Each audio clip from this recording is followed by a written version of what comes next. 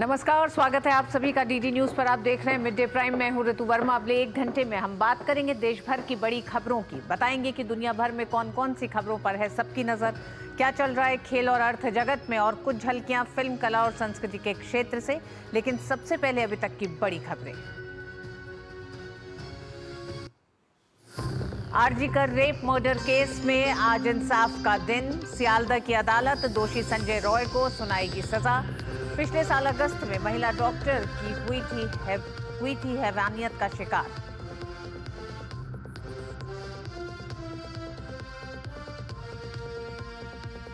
दिल्ली के चुनावी रण में प्रचार अभियान ने पकड़ी रफ्तार। भाजपा, आम आदमी पार्टी और कांग्रेस ने झोंकी पूरी ताकत। भाजपा ने आप की फंडिंग पर लगाया गंभीर आरोप। देश विरोधी ताकतों के साथ संबंध रखने पर घेरा।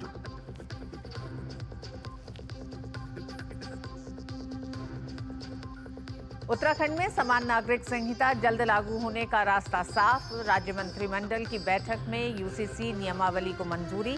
सीएम धामी ने कहा लगभग पूरी हुई सभी प्रक्रियाएं और प्रशिक्षण।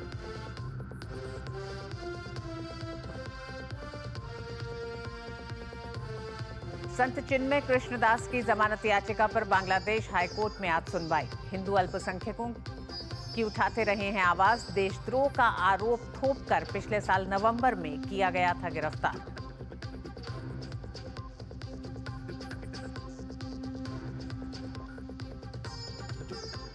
और आज से ट्रंप को मिलेगी अमेरिका की कमान। वॉशिंगटन में मुख्य न्यायाधीश दिलाएंगे शपथ। समारोह में विदेश मंत्री डॉक्टर एस जयशंकर करेंगे भारत का प्रतिनिधित्व।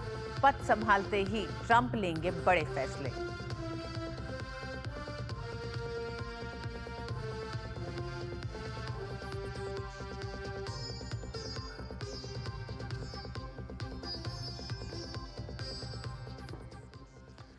और आज के दिन सभी की नज़र इस समय कोलकाता में है। कोलकाता की सियालदह अदालत आज आरजी कर मेडिकल कॉलेज और अस्पताल की पीजीटी डॉक्टर से दुष्कर्म और हत्या के मामले में संजय रॉय को सजा सुनाएगी। पिछले सप्ताह शनिवार को अदालत ने संजय रॉय को इस मामले में दोषी करार दिया था। न्यायिक मजिस्ट्रेट ने कहा कि सीबीआई जांच से साबित होता है कि संजय रॉय इस घटना में दोषी है। पीजीटी डॉक्टर का शव पिछले वर्ष 9 अगस्त को आरजी कर मेडिकल कॉलेज के सेमिनार हॉल से बरामद किया गया था। संजय रॉय को कोलकाता पुलिस ने 10 अगस्त को गिरफ्तार किया था। बाद में उसे सीबीआई को सौंप दिया गया और सीबीआई ने इस मामले में उसके खिलाफ आरोप पत्र दाखिल किया था।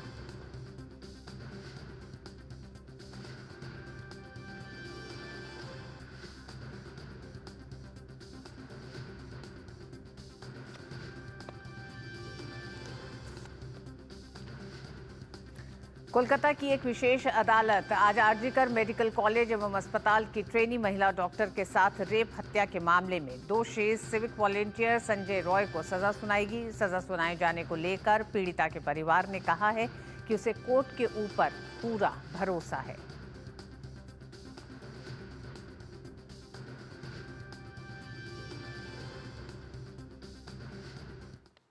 जो अच्छा कठोर सजा देंगे वो शनिवार में बोल दिया है, और जो जज जो अच्छे समझेंगे वो करेंगे। जज के ऊपर हमारा पूरा भरोसा है। ये कोर्ट का लड़ाई और रास्ते का लड़ाई पूरा जारी रहेगा। और आइए एक बार आपको बताते हैं कि पूरा मामला क्या है। 9 अगस्त 2024 को इस मामले की शुरुआत हुई, जिसमें आरजी कर मेडिकल कॉलेज और अस्पताल में ऑन ड्यूटी ट्रेनी डॉक्टर का एक शव मिला। 10 अगस्त को कोलकाता पुलिस ने सिविक वॉलेंटियर संजय रॉय को हत्या और बलात्कार के आरोप में गिरफ्तार किया था।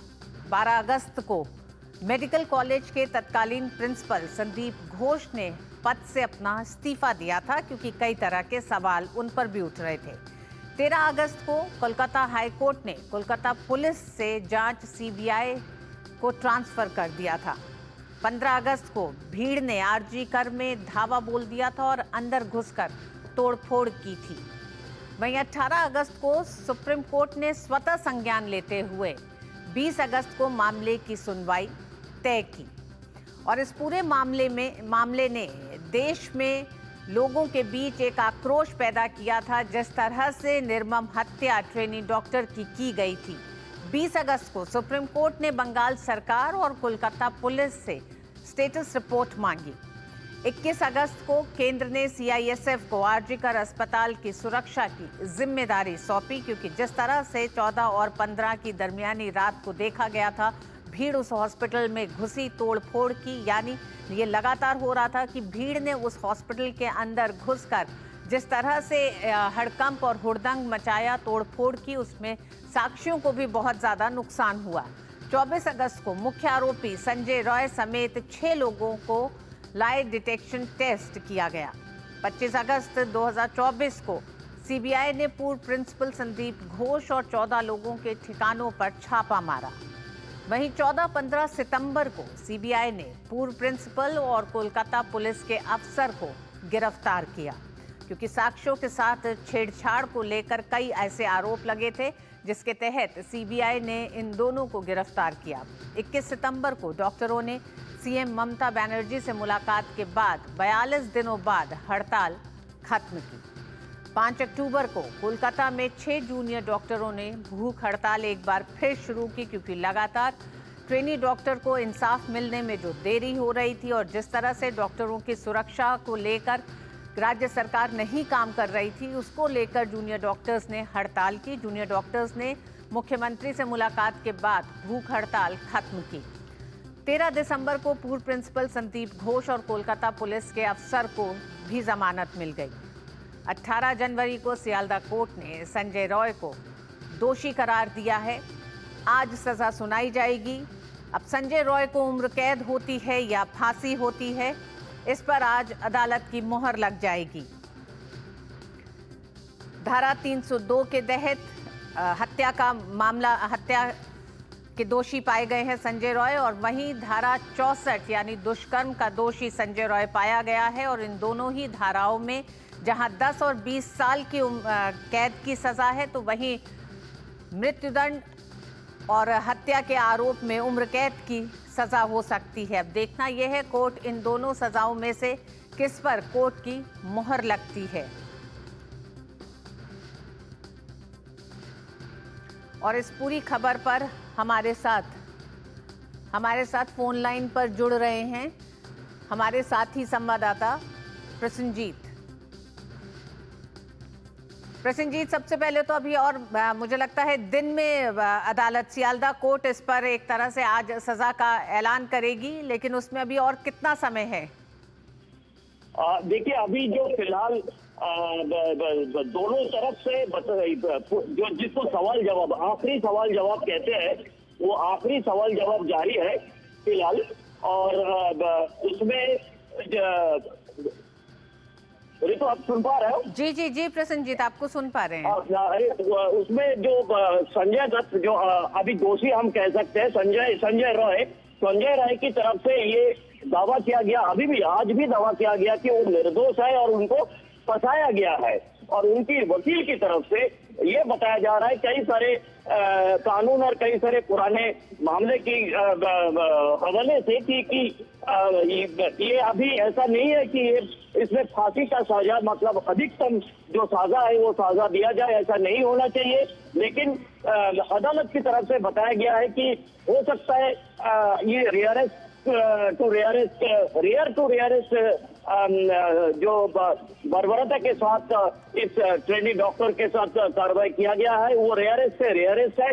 तो अभी सीबीआई और जो संजय रॉय की वकील है, ये दोनों के बीच बहस जारी है। और इस बहस में बीच में अदालत की तरफ से अपना जो ऑब्जर्वेशन है वो ऑब्जर्वेशन किया जा रहा है।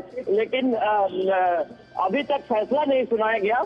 लेकिन जो कुछ भी पिछले दिन, मतलब शनिवार को अदालत की तरफ से बताया गया था, और आज अभी तक जो अदालत की तरफ से ऑब्जर्वेशन किया जा रहा है, उससे ऐसा लग रहा है कि संजय राय को किसी तरह की कोई माफी मिलने का या किसी तरह से कोई राहत मिलने का कोई गुंजाइश नहीं है। लेकिन सजा कहाँ तक है, जिसको क्वांटम ऑफ पनिशमेंट कहता है, वो कहाँ तक, क्योंकि इसमें ये जो धारा में संजय राय को दोषी पाया गया, वो सब धारा में अधिकतम सजा जो है वो फांसी का है और न्यूनतम जो सजा है वो लाइफ इम्प्रिजनमेंट है।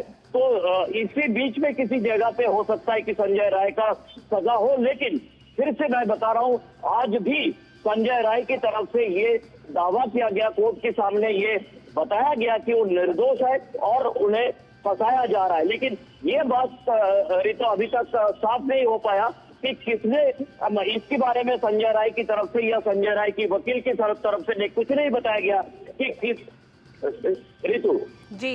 जी प्रसन्नजीत, जिस बात को आप कह रहे हैं प्रसन्नजीत की संजय राय को निर्दोष कह रहे हैं उनके वकील, तो क्या अभी तक की जो दलीलें पेश की गई हैं उसमें कुछ सबूत रखे गए हैं? दूसरी बात, संजय राय अकेला आरोपी पहले था और आज की तारीख में अकेला दोषी इस पूरे प्रकरण का आज की तारीख में माना जा रहा है, जिसको सजा सुनानी, क्वांटम ऑफ पनिशमेंट अब से और थोड़ी देर में आएगा।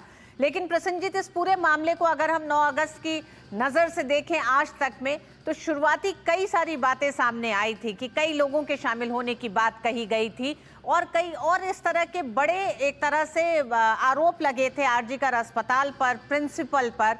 तो क्या उन सारे आरोपों को दरकिनार किया गया है? क्या उनके खिलाफ साक्ष्य नहीं मौजूद थे? क्योंकि सीबीआई ने यह कहा है कि साक्ष्य पर्याप्त नहीं थे, इसलिए प्रिंसिपल को भी बरी किया गया। देखिए रितु, अभी हमारे जो साथी रिपोर्टर अंदर है सुदीप बेरा से मेरे पास जो मैसेज पहुंचे हैं वो है कि जो पीड़िता की माँ बाप की तरफ से जो वकील खड़े हुए थे उनकी तरफ से बताया जा रहा है कि वही बताया जा रहा है, आप जो सवाल कर रही है वही बताया जा रहा है कि हाँ, संजय राय आरोपी है, संजय राय दोषी है, ये मानने के लिए हम तैयार है, इसे नकार नहीं रहे हैं। लेकिन हमारे हिसाब से ये काम संजय राय जैसे एक इंसान से करना मुश्किल है और इसमें और कई सारे लोग निश्चित रूप में शामिल थे और उनके बारे में कार्रवाई आगे चलाना चाहिए।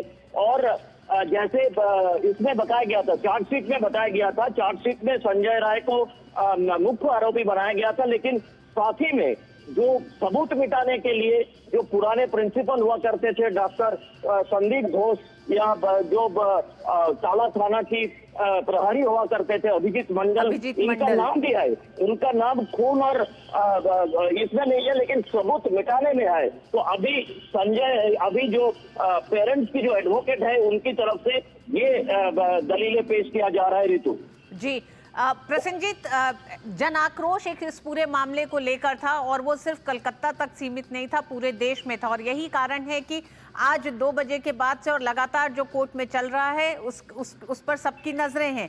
ऐसे में लोगों की जो मांग थी अस्पताल को लेकर, अस्पताल में जो इससे पहले भी 1-2 घटनाएं ऐसी हुई हैं जिसने कई ऐसे इशारे किए थे, क्या उस पर भी पुलिस जांच, सीबीआई जांच और तमाम, क्योंकि इस पूरे मामले को दिल्ली की सुप्रीम कोर्ट ने स्वतः संज्ञान लेते हुए किया है और यही सुनने में आ रहा है कि माता पिता का ये कहना है कि इस पूरे मामले की निगरानी क्योंकि सुप्रीम कोर्ट और कोलकाता हाई कोर्ट कर रहा है, तो वो एक तरह से अपील करना चाहते हैं दोनों जगह।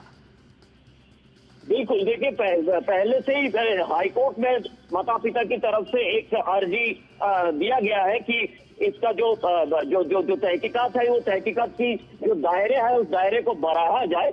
लेकिन हाईकोर्ट की तरफ से बताया गया कि सीबीआई जो दायरे सीबीआई को दिया गया है वो पूरा बढ़ा के दिया गया है। सीबीआई कुछ भी तहकीकात कर सकती है और इसीलिए जब तक सियालदा कोर्ट का या ये सब का फैसला ना हो जाते हैं तो माता पिता का जो अर्जी है उस अर्जी के ऊपर सुनवाई करने से हाईकोर्ट ने मना कर दिया था। लेकिन इस मामले में जिस तरह से सुप्रीम कोर्ट ने सुओ मोटो संज्ञान लेने के बाद वो मामला भी वहाँ पे अभी भी वहाँ पे पेंडिंग है और हाई कोर्ट में भी पेंडिंग है, तो फिर ये ऋतु मानना ठीक नहीं रहेगा कि आज की फैसले से और आज के फैसले के बाद पूरी तरह से ये केस खत्म हो गया। ये एक पार्ट है, संजय राय को मुख्य आरोपी बना के जो चार्जशीट दिया गया था वो एक हिस्सा है इस पूरे मामले की और पूरे जो दर्दनाक घटना है उसकी। और दूसरी तरफ जो सबूत मिटाने की काम है, ये जो आरोप है, ये सबूत मिटाने की आरोप ये अभी भी बरकरार है और इसके ऊपर सीबीआई अपना जो कार्रवाई है वो जारी रखे है। इसीलिए ऐसा मानना ठीक नहीं है कि ये सिर्फ आज की इस राय, चाहे वो अधिकतम सजा हो चाहे वो न्यूनतम सजा हो, जो भी हो, इससे ही खत्म हो जाएगा, ऐसा सोचना गलत रहेगा। और माँ बाप की जो एडवोकेट जो अभी बात रख रहे हैं उससे भी ऐसा ही लग रहा है राजनीति इससे खत्म होने की कोई गुंजाइश भी नहीं है और माँ बाप की तरफ से आगे जाकर भी इसके ऊपर कार्रवाई जारी रखने के लिए अदालत को विनती किया जा रहा है कि जो सबूत मिटाने की बात है वो सबूत मिटाने का बाद जो अपराध है वो भी इतना ही खतरनाक है जितना संजय राय के खिलाफ आरोप लगाया गया। ऋतु जी, प्रसन्नजीत, अंत में बस ये जानना चाहेंगे कि कब तक क्वांटम ऑफ पनिशमेंट आ सकता है? 2:45 पे ये अभी एकदम सीधी तरह से अदालत की तरफ से बता दिया गया कि 2:45 पर सजा सुनाया जाएगा। 2:45 quantum of punishment will be delivered. ठीक, बहुत बहुत धन्यवाद प्रसन्नजीत। हम फिर आपसे जुड़ेंगे इस पूरे मामले पे। इंतजार हो रहा है क्वांटम ऑफ पनिशमेंट का। अदालत का कहना है 2:45 पर आरजीकर अस्पताल में ट्रेनी डॉक्टर की निर्मम हत्या और बलात्कार के दोषी संजय रॉय को कोर्ट सजा सुनाएगी। इंतजार है उस खबर का। आइए उससे पहले रुक करेंगे दिल्ली की राजनीति पर बात करते हैं। दिल्ली विधानसभा चुनाव में नामांकन पत्रों की जांच के बाद 719 उम्मीदवार मैदान में हैं। आज नाम वापस लेने का आखिरी दिन है। इसके बाद उम्मीदवारों की फाइनल लिस्ट जारी की जाएगी। चुनाव 5 फरवरी को होंगे और नतीजे 8 फरवरी को आएंगे। चुनाव आयोग के अनुसार नामांकन दाखिल करने की आखिरी तारीख 17 जनवरी थी। 18 जनवरी को नामांकन पत्रों की जांच हुई। उम्मीदवार आज अपना नाम वापस ले सकते हैं। अभी अरविंद केजरीवाल की नई दिल्ली सीट पर सबसे ज्यादा कैंडिडेट्स दावेदारी कर रहे हैं।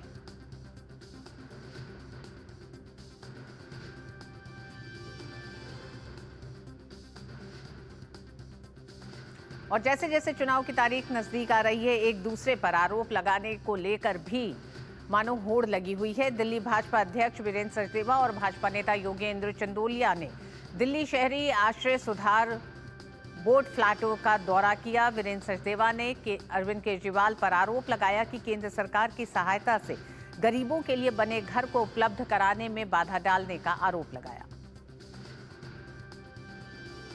मेन होल्स खुले हुए हैं, 25-25 30 फुट गहरे मेन होल है। कोई गिर जाए तो बचेगा नहीं। बताया गया कुछ बच्चे गिर के इनके पीछे ध्यान भी हुआ है। लेकिन घोगा, बवाना, नरेला, यहाँ 50,000 से ज़्यादा फ्लैट, जिसमें केंद्र सरकार का 60% से ज़्यादा पैसा लगा हुआ है। ये गरीबों को, सफाई कर्मचारियों को, मजदूरों को दिए जा सकते थे। लेकिन अरविंद केजरीवाल 3 बार मुख्यमंत्री बनने के बाद जानबूझकर इसमें रोड़ा अटकाते रहे, अहंकार की वजह से, धोखे की वजह से कि गरीब लोगों का भला ना हो जाए।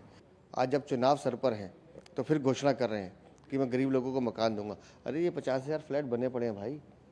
अगर तुम अपनी जिद छोड़ दो, अहंकार छोड़ दो, तो मोदी सरकार आज इनको ठीक करके देने को तैयार है। और वहीं नई दिल्ली विधानसभा सीट से कांग्रेस उम्मीदवार संदीप दीक्षित ने बीजेपी और आप पर आरोप लगाते हुए कहा है कि प्रवेश वर्मा और आम आदमी पार्टी अपने बनाए मुद्दों पर आपस में लड़ रहे हैं। अब ये साहब वो जाने, इसमें मैं क्या जवाब दूं। प्रवेश जी और आम आदमी पार्टी आपस में उन मुद्दों पे उलझ रहे हैं जिन मुद्दे इन्होंने बनाए हुए हैं आपस में। कोई किसी पे पथराव करे, कोई किसी पे गाड़ी चलाए, ये जाने। मैं तो कह रहा हूँ तहकीकात आएगी, पता चल जाएगा क्या है। हमसे विकास की बात करें ना, आप भी, मैं ये आग्रह है, हम विकास पर चुनाव लड़ रहे हैं और विकास के मुद्दे पे आए तो जवाब दें, आदमी अपनी बात पूछे। जब हिम्मत ही नहीं है इनमें से किसी पार्टी की विकास के किसी काम पर बात करने की, तो क्या कोई उलझे इनसे। भाजपा नेता अनुराग सिंह ठाकुर ने आप और कांग्रेस नेता राहुल गांधी पर देश विरोधी गतिविधियों में शामिल होने का आरोप लगाया है। उन्होंने कहा कि आज देश की जनता दोनों से जवाब चाहती है कि देश विरोधी संगठनों से कौन फंडिंग ले रहा है। हमने तो देश में बम धमाकों की रोक लगा दी, लेकिन दिल्ली में कुछ लोग हैं जो बम धमाकों की अफवाहें फैलाकर मां बाप को रुलाते हैं, मां बाप घबराते हैं और स्कूल बंद हो जाते हैं। नई पाठशालाएं तो नहीं खुली, लेकिन पाठशालाओं को बंद कराने के लिए बम धमाकों की तार किससे जुड़े हैं? अरविंद जी, आतिशी जी कोई जवाब देंगे क्या? कि राहुल गांधी जी भी यहां पे चुप रहेंगे, उनसे सवाल नहीं पूछेंगे? वहीं आम आदमी पार्टी नेता सौरभ भारद्वाज ने नई दिल्ली से भाजपा प्रत्याशी प्रवेश वर्मा की संपत्ति पर सवाल उठाए हैं। मगर ये भाई साहब जो प्रवेश वर्मा है, मुझे नहीं पता ये क्या कर रहे हैं। वो ये हमें बताएं कि ये जो मूवेबल एसेट्स हैं इनके 3 करोड़ 20 लाख से 2915% जो ग्रोथ हुई है, ये कमाल की। और टोटल एसेट्स जो इनके बढ़े हैं 15 करोड़ 52 लाख से 115 करोड़ 63 लाख, इसमें 645% की ग्रोथ है। और दिल्ली चुनाव की भीषण राजनीति या यूं कहें आरोप प्रत्यारोप की राजनीति पर जुड़ गए हमारे साथी संवाददाता धीरज। आज का दिन अहम, आज के बाद तमाम नाम सामने होंगे। चुनावी मैदान में कौन किसको कितनी टक्कर दे रहा है। नई दिल्ली सीट से सबसे ज्यादा दावेदारी है। नाम वापसी का आज आखिरी दिन है। क्या लगता है, क्या कुछ दावेदार कम होने वाले हैं या अरविंद केजरीवाल के लिए चुनौतियां इसी तरह बढ़ी रहेंगी नई दिल्ली सीट पर? देखिए, दावेदार जो कम करने की कोशिश सभी पार्टियां कर रही है। भारतीय जनता पार्टी ने भी उनके जो कुछ उम्मीदवार थे जिनको कि टिकट नहीं मिला था, जो कि कह सकते हैं कि जनता के बीच में थे या जनता के लिए कार्य कर रहे थे, उनसे भी पार्टी से उम्मीद थी कि वे उन्हें इस बार के लिए प्रत्याशी बनाए। तो ऐसे जो कुछ प्रत्याशी हैं जिन्हें टिकट नहीं मिला तो वो जाकर बागी के रूप में वो खड़े हो गए या उन्होंने निर्दलीय ही नामांकन करा लिया। ऐसे प्रत्याशी आम आदमी पार्टी में भी हैं, ऐसे प्रत्याशी कांग्रेस पार्टी में भी हैं जो कि पार्टी के निर्णय को तोड़ते हुए और उन्होंने जाकर निर्दलीय चुनाव लड़ने की कोशिश की है।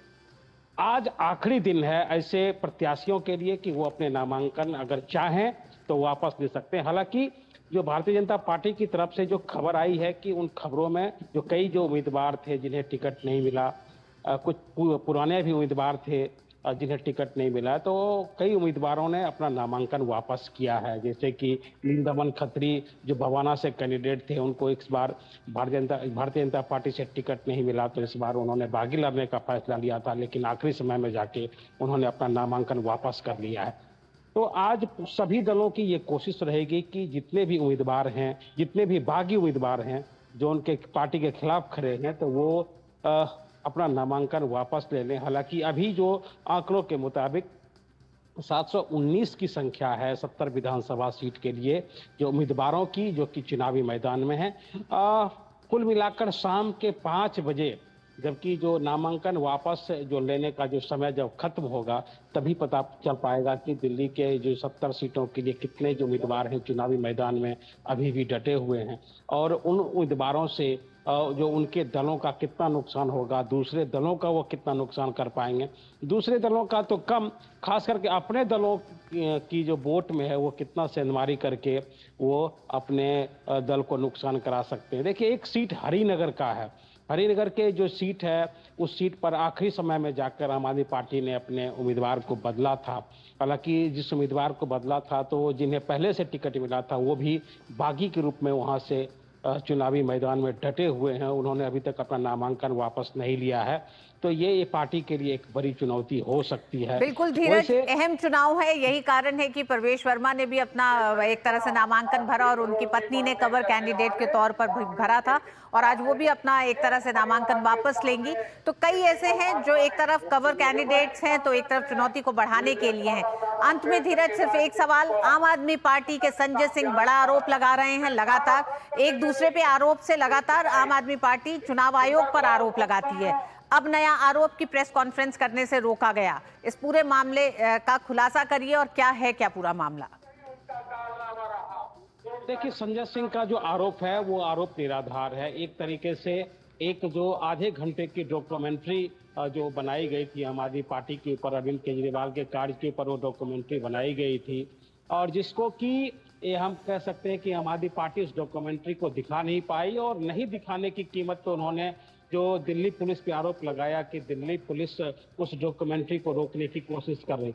नहीं तो जी, सबसे बड़ा जो मसला ये है कि जो डॉक्यूमेंट्री आम आदमी पार्टी रिलीज नहीं कर पाई, प्रकाशित नहीं कर पाई टेलीविजन के सामने या पत्रकारों के सामने, तो उस डॉक्यूमेंट्री को उन्होंने पत्रकारों के व्हाट्सएप ग्रुप पे भी भेजे, और उस डॉक्यूमेंट्री की जो उसका उनका जो मैसेज है मुझे भी मिला, और मैं भी उस डॉक्यूमेंट्री को देखने की कोशिश कर रहा था कि आखिर इस डॉक्यूमेंट्री में क्या है। लेकिन हमारे ग्रुप के आने के तुरंत बाद उस डॉक्यूमेंट्री को फिर डिलीट कर दिया जाता है। वो मुझे पर्सनल मैसेज पे भी मिला, और उसे भी वो डिलीट कर दिया गया आम आदमी पार्टी की तरफ से। तो इस डॉक्यूमेंट्री में क्या था, आम आदमी पार्टी क्या दिखाना चाहती थी, ये तो शायद किसी को पता नहीं चल पाया, या कुछ लोग होंगे जो कि उस डॉक्यूमेंट्री में जो अरविंद केजरीवाल के 11 साल के शासन की चर्चा है, क्या क्या वो चर्चा करने की कोशिश कर रहे थे, और अगर वो कोशिश कर रहे थे तो फिर उस डॉक्यूमेंट्री को छिपाने की क्या जरूरत थी, उस डॉक्यूमेंट्री को ग्रुप से मिटाने की क्या जरूरत थी। ये जो आरोप है एक तरीके से वो दिल्ली पुलिस के ऊपर एक तरीके से एक आरोप गढ़ने की कोशिश कर रहे थे कि हमें जो हमारी डॉक्यूमेंट्री को दिखाने के लिए इसने रोका है। जी धीरज, संजय सिंह का निराधार आरोप रहा, जिस तरह से उन्होंने आरोप लगाया चुनाव आयोग पर भी की प्रेस कॉन्फ्रेंस रोकने की कोशिश की। बहुत बहुत धन्यवाद धीरज पूरी जानकारी के लिए दिल्ली चुनाव पर। और आइए अब बात करेंगे महाकुंभ की। अब बात करते हैं महाकुंभ की और खबरों की, इससे जुड़ी खबरों की।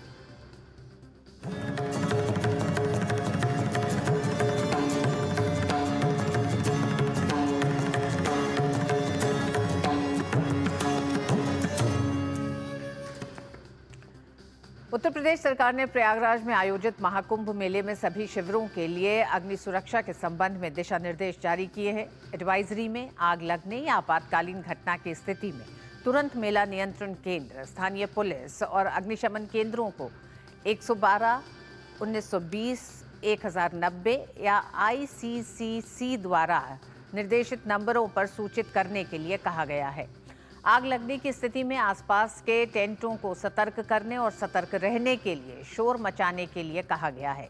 इसके साथ ही आपातकालीन स्थिति में शांत रहने, ठंडे दिमाग से काम करने, खुद को खतरे में डाले बिना सुरक्षित दूरी से निकटतम अग्निशमन उपकरणों का उपयोग करके आग बुझाने का प्रयास करने की अपील की गई है। मेला क्षेत्र में आने वाले लोगों से निकटतम निकास मार्गों के बारे में जल्द से जल्द जानकारी उपलब्ध कराने को कहा गया है। एडवाइजरी में टेंट के अंदर पेट्रोल, केरोसिन, डीजल, गैस या मोमबत्तियां जैसी ज्वलनशील सामग्री न रखने के लिए भी कहा गया है। टेंट के अंदर स्टोव, हवन कुंड आदि जैसी खुली लपटों का उपयोग न करने की सलाह दी गई है। इसके साथ ही जलते हुए दियों, स्टोव या गैस बर्नर में तेल न डालने और पेट्रोल या अन्य अत्यधिक ज्वलनशील पदार्थों को स्टोर न करने और तेज हवाओं के दौरान बाहर खाना पकाने से परहेज करने के निर्देश दिए गए हैं इस एडवाइजरी में। उधर महाकुंभ का आज 8वां दिन है और भारी संख्या में श्रद्धालुओं का संगम में स्नान के लिए आना जारी है। आंकड़ों के मुताबिक रविवार को 54 लाख से अधिक श्रद्धालुओं ने डुबकी लगाई थी, जिसमें से 10 लाख कल्पवासी और बाकी 40 लाख तीर्थयात्री थे। वहीं अब तक महाकुंभ में 7,72,00,000 श्रद्धालु संगम में डुबकी लगा चुके हैं। दिन ब दिन प्रयागराज पहुंचने वाले श्रद्धालुओं की संख्या बढ़ रही है। आने वाले दिनों में तीर्थयात्रियों की संख्या और भी बढ़ने की उम्मीद है, जिसमें 29 जनवरी को यानी मौनी अमावस्या सहित 4 अमृत स्नान होंगे।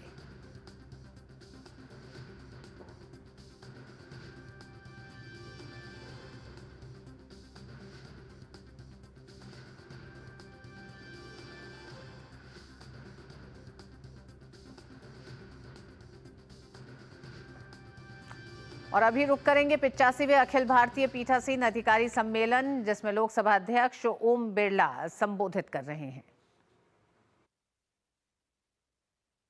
सभी राज्यों के पीठासीन अधिकारीगण, राज्य के माननीय विधायकगण, भाइयों और बहनों,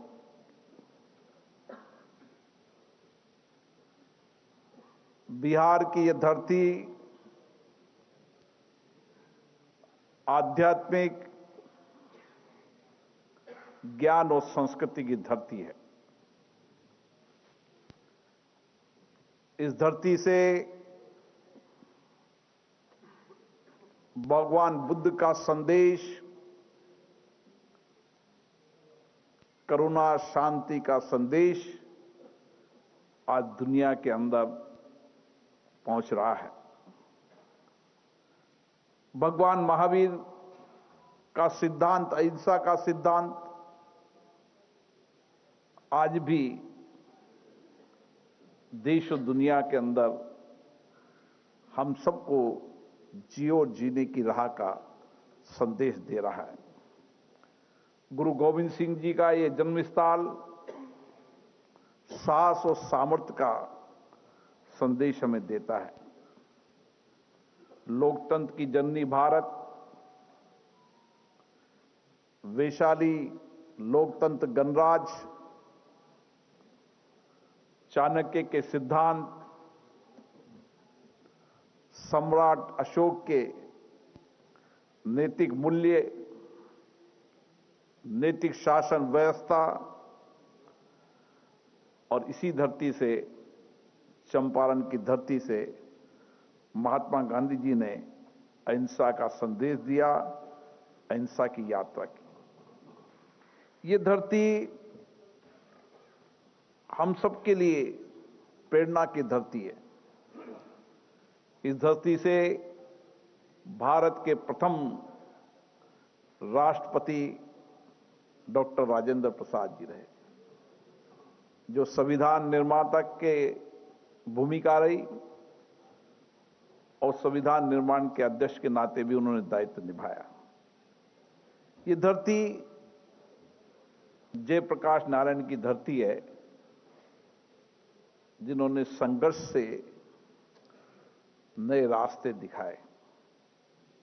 ये धरती शोषित, वंचित, गरीब लोगों के न्याय के लिए जिन्होंने जीवन भर संघर्ष किया, कर्पूरी ठाकुर जी की धरती भी है। ये धरती डॉक्टर जाकिर हुसैन जी की, बाबू जयप्रकाश नारायण जी की, अनुग्रह नारायण सिंह जी की, राम मनोहर लोहिया, जिन्होंने एक नया संदेश लोकतंत्र के अंदर दुनिया को दिया, बाबू वीर कंवर सिंह जी, सुमित्रा देवी सिंह जी, ऐसे बहुत सारे महान पुरुष रहे जो आज भी इस धरती के अंदर हमारे अतीत से, हमारे उनके जीवन से हमें प्रेरणा मिलती है। और इसी धरती पर 2025 का पीठासीन अधिकारी सम्मेलन नए संकल्पों के साथ, नए विचारों के साथ देश के लोकतांत्रिक संस्थाओं को सशक्त, मजबूत करते हुए देश के 140 करोड़ लोगों को उनकी अपेक्षाएं, आकांक्षाओं के अनुसार इस लोकतांत्रिक संस्थाओं के माध्यम से उनकी आकांक्षा पूरी हो, अपेक्षा पूरी हो, ये सारी जिम्मेदारी पीठासीन अधिकारी के रूप में हमारी है। तो आप देख रहे थे पटना में आयोजित हुए 85वें अखिल भारतीय पीठासीन अधिकारियों के सम्मेलन को संबोधित कर रहे थे लोकसभा अध्यक्ष ओम बिरला। बढ़ते हैं अन्य खबरों की तरफ। उत्तराखंड राज्य मंत्रिमंडल ने यूसीसी नियमावली को मंजूरी दे दी है। इससे राज्य में समान नागरिक संहिता जल्द लागू होने का रास्ता साफ हो गया है। मुख्यमंत्री पुष्कर सिंह धामी की अध्यक्षता में हुई राज्य मंत्रिमंडल की बैठक में नियमावली को स्वीकृति मिली। सीएम ने कहा कि यूसीसी लागू करने से जुड़ी सभी प्रक्रियाएं लगभग पूरी कर ली गई हैं। 2022 के चुनाव में देवभूमि उत्तराखंड की जनता के समक्ष गए थे, तो हमने ये वायदा किया था कि हम सबसे पहले सरकार बनने के बाद पहला काम करेंगे, यूसीसी का विधेयक लाएंगे। हम यूसीसी का विधेयक लेकर आए और उस पर सभी ड्राफ्ट कमेटी ने ड्राफ्ट बनाया, विधेयक पास हुआ, राष्ट्रपति महोदय की मंजूरी मिल गई, एक्ट बन गया। एक्ट बनने के बाद प्रशिक्षण की जो प्रक्रिया है वह भी हमारी लगभग पूरी हो गई है। और आज माननीय मंत्रिमंडल में इस बात पर हमने चर्चा करी है कि जल्दी से जल्दी हम उसका डेटों का, चूँकि सारी तैयारी होने के बाद, क्योंकि भारतवर्ष में सबसे पहले यूसीसी लागू करने वाला राज्य देवभूमि उत्तराखंड बनने जा रहा है, तो सभी चीज़ों की समीक्षा करने के बाद हम जल्दी ही डेटों का ऐलान करेंगे। और इस खबर पर अंकित काला देहरादून से हमारे साथ जुड़ गए हैं। अंकित, अब और कितना समय, क्योंकि जिस तरह से मुख्यमंत्री ने कहा कि 22 में जनता से वादा किया था, सरकार सत्ता में लौटने के बाद ये 2025 चल रहा है, नियमावली जारी कर दी गई है, तो और कब तक उत्तराखंड में यूसीसी लागू हो जाएगा? बिल्कुल आपने सही कहा। देखिए, उत्तराखंड में यूसीसी कब लागू होगा, ये एक बड़ा महत्वपूर्ण प्रश्न है, लेकिन हमारी जो बातचीत सूत्र जो हमारे बता रहे हैं, संभवतः सरकार 26 जनवरी के दिन उत्तराखंड में यूसीसी को लागू कर सकती है, क्योंकि आज मंत्रिमंडल की बैठक में नियमावली को मंजूरी मिल चुकी है।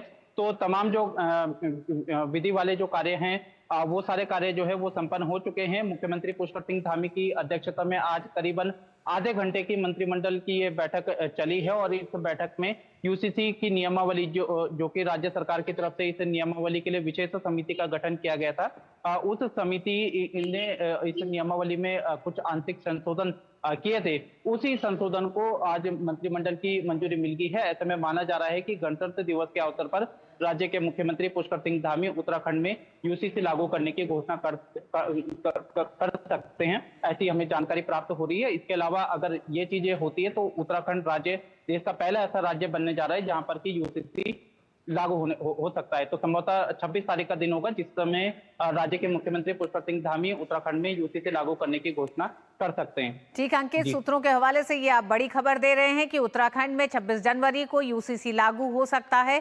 नियमावली आज मंत्रिमंडल की बैठक में उन्हें मंजूरी दी गई है। अंकित, एक सवाल और कि जो समिति का गठन किया गया था, समिति ने अपनी सिफारिशों में किन बातों को रखा, क्योंकि जनता के बीच भी इस पूरे मसौदे को लेकर गई थी सरकार, और ये माना जा रहा था कि जनता के बीच और तमाम जो स्टेक होल्डर्स हैं उनके साथ बातचीत के बाद इस यूसीसी पर सरकार आगे बढ़ेगी। बिल्कुल, देखिए, समिति की तरफ से कुछ एक आंशिक संशोधन उसमें की बातें कही गई थी, जहां पर कि महत्वपूर्ण बिंदुओं की अगर हम बात करें, यूसीसी की अगर हम बात करें तो उसमें लिव इन रिलेशनशिप और कई सारी जो अन्य विधाएं हैं उसको लेकर के महत्वपूर्ण जानकारी दी गई है। लिव इन रिलेशनशिप के लिए आपको बताना पड़ेगा, जानकारी देनी पड़ेगी, इस तरीके की जानकारी इसमें सामने आ रही है। हालांकि अभी एक्चुअल ड्राफ्ट क्या है यूसीसी का, ये अभी देखना बाकी होगा, लेकिन फिलहाल ऐसी जानकारी है कि 26 जनवरी के दिन सरकार उत्तराखंड में यूसीसी को लागू कर सकती है, और इसमें कई सारे प्रावधान सरकार की तरफ से किए गए हैं। सरकार का कहना है कि जो यूसीसी को लागू करने जा रही है, इससे महिलाओं की सशक्तिकरण में, महिलाओं के सुरक्षा की दृष्टिकोण से इसे काफी महत्वपूर्ण माना जा रहा है। हालांकि विपक्ष का यह आरोप है कि आचार संहिता के बीच सरकार की तरफ से इस नियमावली का उल्लंघन किया गया है। इसको लेकर के वो राज्य निर्वाचन आयोग के पास शिकायत के लिए भी जाने वाले, लेकिन सरकार का कहना है क्योंकि ये घोषणा पहले से की जा चुकी है और इसके अलावा निर्वाचन आयोग से भी सरकार की तरफ से इसकी अनुमति मांगी गई थी, तो ऐसे में विपक्ष के आरोप सरकार पूरे सिरे से खारिज करती हुई नजर आ रही है। लेकिन फिलहाल उत्तराखंड में करीब करीब यूसीसी लागू होने का रास्ता साफ हो चुका है। बहुत बहुत धन्यवाद अंकित। लगभग एक तरह से कह सकते हैं उत्तराखंड पहला राज्य बनने वाला है, क्योंकि जिस तरह से अंकित खबर दे रहे हैं कि 26 जनवरी को उत्तराखंड में यूसीसी लागू हो सकता है। मंत्रिमंडल की बैठक करके यूसीसी की नियमावली को मंजूरी दे दी गई है। वक्त एक छोटे से ब्रेक का है, ब्रेक के बाद खबरें जारी रहेंगी। देखते रहिए डीडी न्यूज।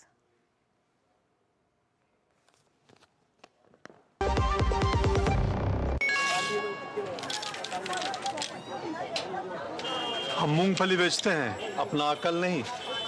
ये मैसेज देखिए, कहते हैं लॉटरी लगी है, लिंक क्लिक करके यूपीआई पिन डालो पैसा मिलेगा। अरे हमको मालूम नहीं है क्या, इधर यूपीआई पिन डाला उधर पैसा गायब।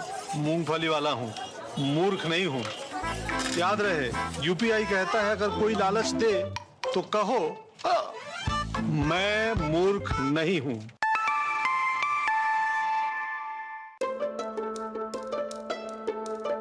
अरे अपने छोटे शहर में कितने सोलर लगाओगे? मेरी सेविंग ही लुटा दोगे अपने सोलर के वो स्टार्टअप में पापा, स्टार्टअप में। हाँ वही। आपने देखा नहीं, मोदी जी सोलर को कितना प्रमोट कर रहे हैं आजकल। देखो भाई, मोदी जी को ही बोलो तुम्हें बड़े शहर में सेट कर लें, वही खेलना अपना स्टार्टअप। मोदी जी ने छोटे शहरों में ही बड़े अवसर पैदा कर दिए हैं। डिजिटल इंडिया से, मार्केट लिंकेज से, नई स्टार्टअप पॉलिसी से, लोकल प्रोडक्ट के प्रमोशन से आज देश के 95% जिलों में स्टार्टअप्स खुल चुके हैं। 9 साल टियर 2, टियर 3 शहरों की स्टार्टअप क्रांति के, 9 साल स्टार्टअप इंडिया।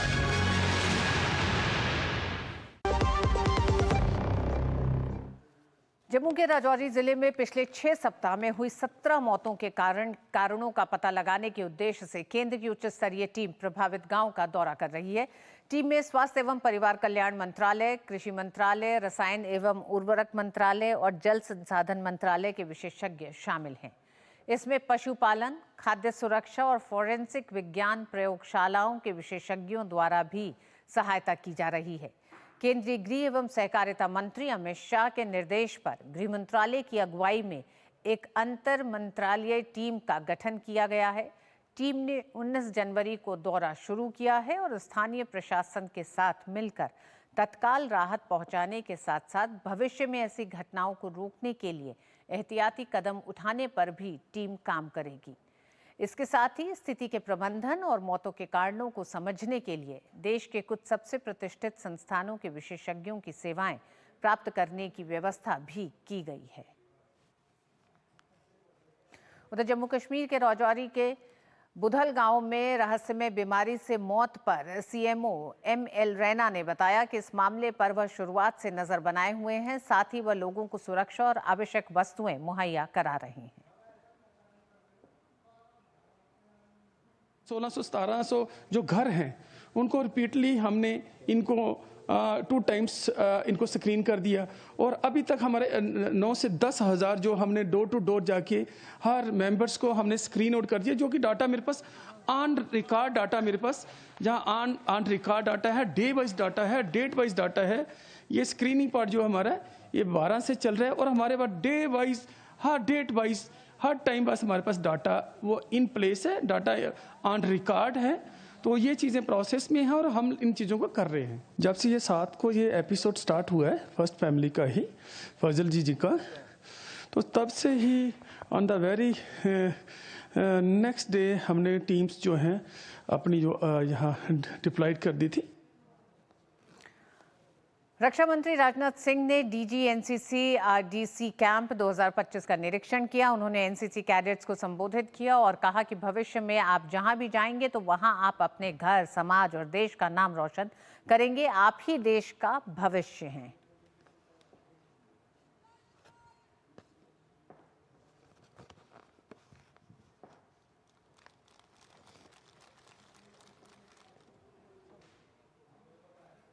साथियों, जब भी NCC ने के अपने कैडेट से मैं मिलता हूं तो उनमें मुझे सिर्फ एक कैडेट ही नहीं दिखाई देता, बल्कि आप सभी के अंदर मुझे भारत का प्रतिबिंब दिखाई देता है, भारत की इमेज दिखाई देती है। एक ऐसा भारत जिसके शरीर अनेक हैं लेकिन आत्मा एक है, जिसकी ब्रांचेज अनेक हैं पर रूट एक है, जिसकी किरणें रेज अनेक हैं पर ज्योति एक है। आपके अंदर जो ऊर्जा और जोश का समावेश है उसमें मुझे साफ दिखता है कि एक राष्ट्र के रूप में हमारा भविष्य बहुत ही उज्जवल है और आगे भी रहेगा, ऐसा मेरा पक्का विश्वास है। उपराष्ट्रपति जगदीप धनखड़ ने आज राजधानी दिल्ली में भारतीय विद्या भवन मेहता विद्यालय में नंदलाल नूवाल इंडोलॉजी केंद्र की आधारशिला रखी। इस अवसर पर भारतीय विद्या भवन के कुल सचिव, अधिकारी, कर्मचारियों के अलावा कई गणमान्य लोग उपस्थित रहे। इस मौके पर संबोधित करते हुए उपराष्ट्रपति जगदीप धनखड़ ने कहा कि इंडोलॉजी विभाग की नई इमारत विभाग के लिए एक नए युग की शुरुआत करेगी। यहाँ देश भर के छात्रों को आधुनिक सुविधाओं के साथ इंडोलॉजी में बेहतर शिक्षा के अवसर मिलेंगे। This day is much beyond just laying the foundation stone of Nandlal Nuwal Center for Indology.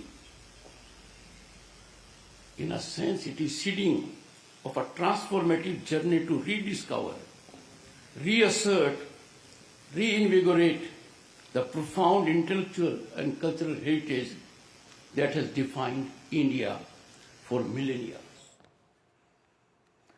Haridwar के दिव्य प्रेम सेवा मिशन के महाकुंभ नगर कैंप में वन नेशन वन इलेक्शन पर कार्यक्रम में पूर्व राष्ट्रपति रामनाथ कोविंद और उत्तर प्रदेश के उप मुख्यमंत्री केशव प्रसाद मौर्य शामिल हुए। इस अवसर पर पूर्व राष्ट्रपति ने कहा कि वन नेशन वन इलेक्शन देश की जरूरत है, इससे चुनाव का खर्च कम होगा, वहीं केशव प्रसाद मौर्य ने इसे एक महत्वपूर्ण प्रक्रिया बताया और कहा कि इसे जल्द लागू किया जाना चाहिए। इस चर्चा में हाईकोर्ट के अपर महाधिवक्ता MC चतुर्वेदी भी इस परिचर्चा में शामिल हुए। करगिल में जोजिला दर्रे पर बर्फ हटाने का काम जारी है। जोजिला सुरंग श्रीनगर लेह खंड में बालटाल और मीनामार्ग के बीच लेह लद्दाख के लिए पूरे साल संपर्क उपलब्ध कराता है। इसके बाधित होने से यहां सीधा असर जनजीवन पर पड़ता है।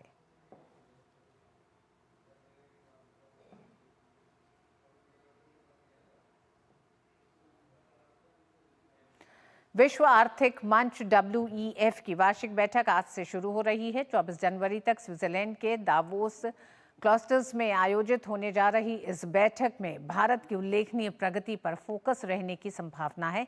इस सम्मेलन में एक उच्च स्तरीय प्रतिनिधि मंडल भारत का नेतृत्व करेगा, जिसमें केंद्र सरकार और राज्यों के प्रमुख मंत्री शामिल होंगे।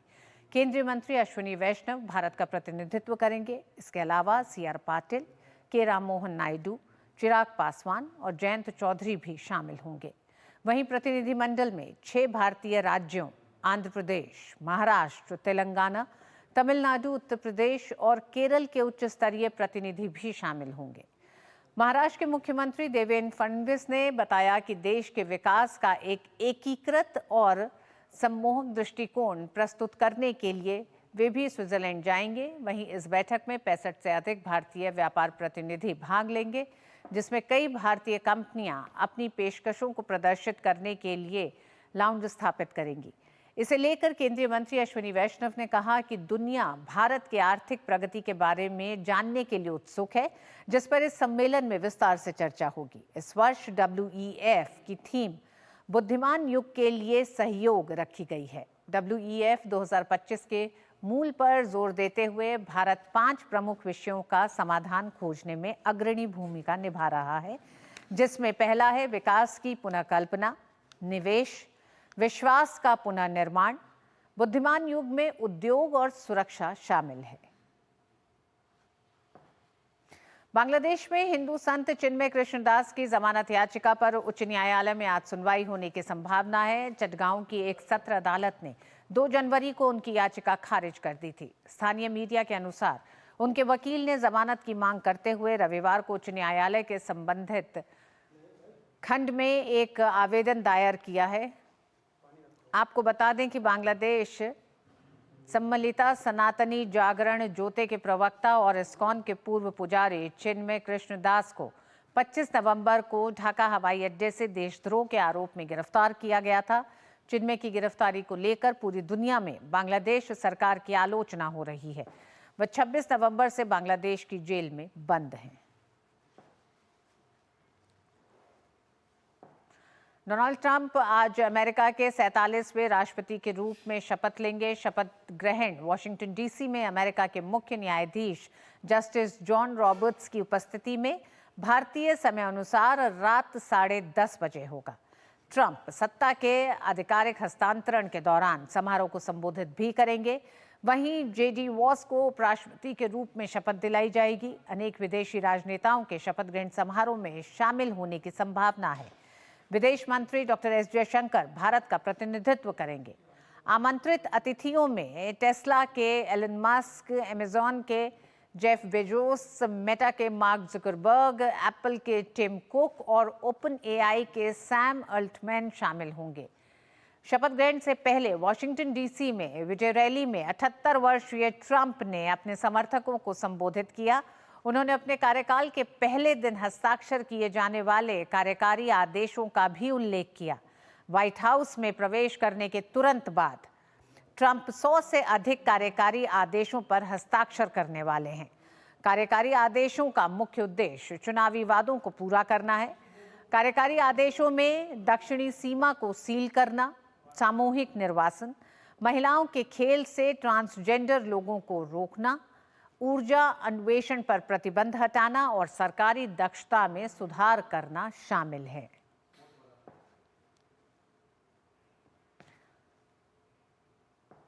उधर अमेरिका के राष्ट्रपति डोनाल्ड ट्रंप के शपथ ग्रहण समारोह में शामिल होने के लिए विदेश मंत्री एस जयशंकर वॉशिंगटन डीसी पहुंचे हैं। इस दौरान विदेश मंत्री एस जयशंकर ने जापान के विदेश मंत्री ताकेशी इवाया से मुलाकात की। विदेश मंत्री ने मुलाकात की तस्वीरें सोशल मीडिया प्लेटफॉर्म एक्स पर साझा करते हुए लिखा कि जापान के विदेश मंत्री ताकेशी इवाया से मिलकर खुशी हुई। दोनों देशों ने द्विपक्षीय सहयोग में प्रगति की समीक्षा की। इसके अलावा क्वाड से संबंधित घटनाक्रम पर भी चर्चा हुई।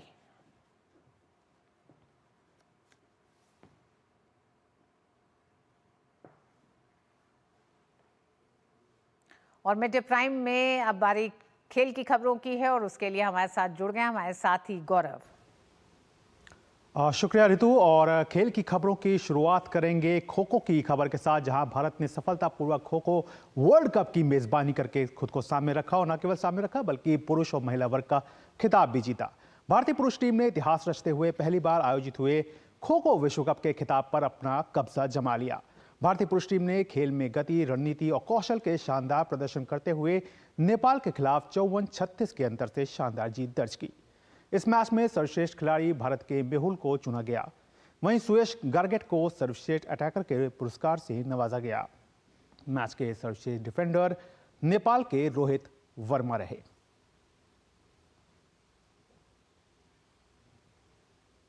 वहीं भारतीय महिला खो खो टीम ने खो खो विश्व कप 2025 का भी खिताब जीतकर इतिहास रचा। ब्लू जर्सी में खेल रही भारतीय महिलाओं ने शानदार फाइनल मुकाबले में नेपाल पर ही दबदबा बनाया और 78-40 के एक तरफा स्कोर के साथ अपनी जीत पक्की की। मुकाबले में शानदार प्रदर्शन करने वाली नेपाल टीम की मनमती धानी सर्वश्रेष्ठ डिफेंडर चुनी गई। वहीं भारत की अंशु कुमारी सर्वश्रेष्ठ अटैकर के पुरस्कार से नवाजी गई। मैच की सर्वश्रेष्ठ खिलाड़ी भारत की चैत्रा बी रही। तो देश ने खो खो विश्व कप की न केवल सफल मेजबानी की, बल्कि अब यह खेल देश में नए सिरे से अपनी पहचान भी बना रहा है। भारतीय महिला टीम ने खो खो विश्व कप का खिताब जीतकर इतिहास रचा और इस खेल को देश में एक नया आयाम भी दे दिया है। हमारी संवाददाता प्रिया ने भारतीय महिला खो खो टीम के कोच सुमित भाटिया से खास बात की।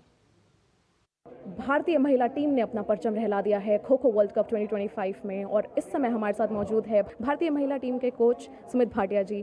कैसा था ये पूरा एक्सपीरियंस इस पूरे टूर्नामेंट के दौरान? एज ए चीफ कोच ये मेरे लिए अद्भुत एक्सपीरियंस था, क्योंकि यहाँ पर जो मेरे पास 15 खिलाड़ी थे, उन्होंने मेरी जो डायरेक्शन थी उसको फॉलो किया, और 12 प्रांतों के खिलाड़ियों को एकजुट रखना भी बड़ा मुश्किल काम था। लेकिन इन खिलाड़ियों को, चाहे उन्हें किसी को लैंग्वेज प्रॉब्लम थी, किसी को फूड की प्रॉब्लम थी, वो सारी यहाँ सॉल्व हुई हैं। किसी को टेक्निक में प्रॉब्लम थी, उस पर भी हमने ध्यान दिया। हमने 6 मैच खेले हैं, 6 मैचों में हमने वर्ल्ड रिकॉर्ड बनाया है। 4 हमारे पास हैट्रिक हैं, 4 हमारे पास 100 सेंचुरीज हैं। तो इन चीज़ों का हमने ध्यान रखा और आज ये नतीजा आपके सामने है कि हमारे पास वर्ल्ड कप की ट्रॉफी है। सर, अगर हम बात करें कि भारतीय सरकार की तरफ से और स्पोर्ट्स मिनिस्ट्री की तरफ से आपको जो हेल्प मिला है और जो फैसिलिटीज़ मिली हैं, तो वो किस तरीके से हेल्प किया है उसको पूरी टीम? मैं सबसे पहले धन्यवाद करना चाहूँगा भारतीय स्पोर्ट्स मिनिस्ट्री का कि उन्होंने हमारे को योगदान दिया। उन्होंने ये पूरा कैंप ऑर्गेनाइज उन्होंने किया है। सभी खिलाड़ी जवाहरलाल नेहरू स्टेडियम में 10 दिसंबर से 10 जनवरी तक वहाँ पर थे। उस दौरान हमारे पास क्रिसमस भी आई, नया साल भी आया, लोहड़ी भी आई, सब कुछ उन्होंने मनाया है। सर, जब हम भारत टीम की बात करें तो महिला टीम इस पूरे टूर्नामेंट के दौरान अनबीटन रही है। तो क्या एक कोई प्रेशर था फाइनल के से पहले कि हमें इस चीज़ को मेंटेन करना है? हमारे पास ये प्रेशर तो ज़रूर था कि हमें सेंचुरी मारनी है। ये प्रेशर बिल्कुल नहीं था कि हमें हारने का कोई दबाव हो या कोई। क्राउड भी हमारे साथ है, मीडिया हमारे साथ है, भारत की सपोर्ट हमारे साथ है और ये खिलाड़ी मेरे साथ है। तो एज ए चीफ कोच मैं तो सबका धन्यवाद करना चाहूँगा। आप लोगों ने भारत को मेडल दिलाने में हमारा सहयोग किया। पहली बार ओलंपिक पोडियम पे जाने के हमारा जो सपना था उसके लिए हम निकल पड़े थे और वो आज पूरा हुआ है। उसके लिए मैंने डेडिकेटेड भी किए, 5 कलर्स भी अपने पास पहने ताकि हम अगले ओलंपिक में जाना है। मैं आज ये कह सकता हूँ कि ये खिलाड़ी जो हैं, हो सकता है 2036 ओलंपिक में कोई भी खिलाड़ी ना हो, लेकिन आज सबके यहाँ जोश है। सब चाहते हैं कि हमारी टीम ओलंपिक में जाए और भारत को गोल्ड मेडल दिलाए। तो इससे बड़ा सहयोग मेरे लिए इन खिलाड़ियों का नहीं हो सकता। तो ये थे हमारे साथ भारतीय महिला टीम के हेड कोच सुमित भाटिया जी। कैमरामैन नवीन कुमार के साथ प्रिया यादव फॉर डीडी न्यूज़। अब बात कर लेते हैं बैडमिंटन की, जहां विक्टर एक्सेल्सन ने इंडिया ओपन बैडमिंटन टूर्नामेंट का पुरुष एकल वर्ग का खिताब अपने नाम किया। विक्टर ने फाइनल में ली यू को मात दी। वहीं कोरिया की एनसे यंग ने इंडिया ओपन का महिला एकल का खिताब जीतने में सफलता पाई। यंग ने फाइनल में थाईलैंड की खिलाड़ी को शिकस्त दी। और अब बात कर लेते हैं ऑस्ट्रेलियन ओपन की। साल के पहले ग्रैंड स्लैम ऑस्ट्रेलियन ओपन के महिला एकल वर्ग में यूक्रेन की एलिना स्वितोलिना ने क्वार्टर फाइनल में जगह बना ली है। स्वितोलिना ने चौथे दौर के मुकाबले में वेरोनिका कुदेरमितोवा को 6-4, 6-1 से शिकस्त दी। वहीं अमेरिका की मैडिसन कीज भी क्वार्टर फाइनल में पहुंचने में सफल रही। मैडिसन कीज ने रूस की एलिना रायबाकिना को 6-3, 1-6, 6-3 से शिकस्त दी। भारत के रोहन बोपन्ना और शुआई झेंग की जोड़ी ऑस्ट्रेलियन ओपन मिश्रित युगल वर्ग के क्वार्टर फाइनल में पहुंच गई है। दूसरे दौर के मुकाबले में बोपन्ना और झेंग की जोड़ी को वॉकओवर मिल गया।